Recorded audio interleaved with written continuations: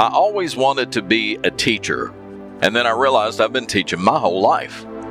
We're talking about teaching on this episode of the Driving with Rob podcast. This is Rob. We're back in the truck again, so don't be alarmed or appalled by the road noise. But in this episode, I want to talk about teaching. I've always wanted to be a teacher, but I don't have a 4-year degree. I have a 2-year degree, and they tend to give those jobs to people with 4-year degrees or some experience or background in teaching. So that's one of the reasons I never became a teacher. But it occurred to me that I've been teaching my whole life. As you may know from previous episodes, or if you know me personally, I have 5 children. Taught them how to read and write. Taught them how to tie their shoes, how to put on clothes. As they got older, I taught them how to work, how to be dependable, reliable, honest, and tried to teach them how to become decent human beings. But I got to thinking about teaching. When I did the last podcast episode, there was a lot of biblical truth. And I've always said in this podcast, I didn't want to preach to you. Really had no intention of ever becoming a podcast evangelist or anything like that. But what you find out is that there are a lot of people who weren't raised in church. Things that I just take for granted that everybody knows. Not everybody does. And just like with all teaching, you're taking what you know and giving that information to somebody who doesn't know. That's what teaching is. And as I said from the previous podcast, things that I just know as far as biblical things, Christian teaching, that kind of stuff, it's stuff I grew up hearing. It's stuff I've learned from a lifetime of being around it. But people that weren't raised in church don't know. And I wonder sometimes if maybe that's what this podcast should become, is a teaching tool to teach biblical truth.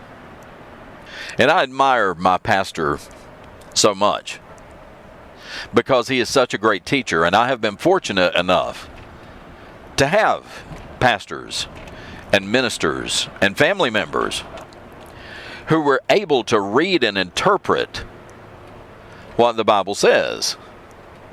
And when I say interpret, I don't mean like some of these guys do, going out on a limb and trying to say this is a picture of, or this is a parable representing this. And there's nothing wrong with that and with guys that teach that way. But a lot of times the Bible means exactly what it says. And me and my dad, who was a Bible scholar in his own right, had many discussions about what do you think it means when the Bible says this. And one of the things that my dad used to say as a way of teaching me, sometimes the Bible means exactly what it says. It's not open to interpretation. There's no need to interpret it. And whenever I would have, I don't want to call them arguments, but whenever I would have biblical discussions with my dad, don't think that I didn't use his words back on him. Pop, it says this. And sometimes the Bible means exactly what it says. And I won't get into details about what we argued about. But we had discussions where I would say, Pop, I don't think that's what it means because that's not what it says. And even though I didn't want this podcast to turn into a biblical discussion or a biblical teaching podcast, just like I didn't want it to turn into a political podcast, because there are so many people on podcast, on the radio, talking politics, I just didn't want to get into that. But like I said, I didn't want to preach at you either. But then it occurs to me as a way of teaching maybe biblical teaching is something that's needed. Maybe I should start doing that. I don't know. I may not. But the last episode where I talked about Moses and Jeremiah, it got me to thinking maybe this is my niche. Maybe this is what I should be doing. Maybe this is what I should be talking about. Maybe I should be talking about biblical teaching and biblical truth. But see, another thing that got me started thinking about teaching, as many of you know, if you know me at all, know that I'm an electrician. I'm a self-employed electrician. And I'm getting to the point where I have enough business that I kind of need a helper. And one of the complaints that you hear from the people who issue electrical contractor's license is that young people aren't getting into trades. It's not just electricians. Young people aren't getting into carpentry, masonry, plumbing, machinists, welders, mechanics. There's a whole generation of kids that are coming up now who have been, in my opinion, falsely taught that what they should do is go to college so that they can get an easy office job and they don't have to work with their backs and their hands. And what you learn as you get older, not everybody's cut out for college. Not everybody is cut out for an academic lifestyle. I've heard it said that some people were educated beyond their intelligence. Society needs people with common sense who can solve problems and who can fix things when they break and who can make things that never existed before. Everybody's not cut out for being inside working in a cubicle. And I have this young man who wants to be a helper, who wants to learn the electrical trade by being an electrician's helper. And that's how you learn. That's how everybody starts. It's almost like an apprenticeship that you have to go through before you can learn to do electrical work.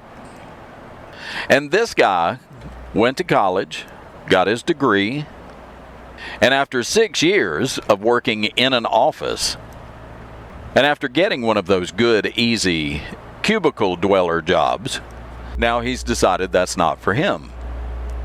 And he wants to learn a trade. He wants to learn to work with his hands. And I haven't spoken to him yet. The guy who is telling me about him is giving him my phone number so he can call me and we can talk about what he wants to do, what he wants to learn, what kind of hours he's willing to work, and that kind of thing.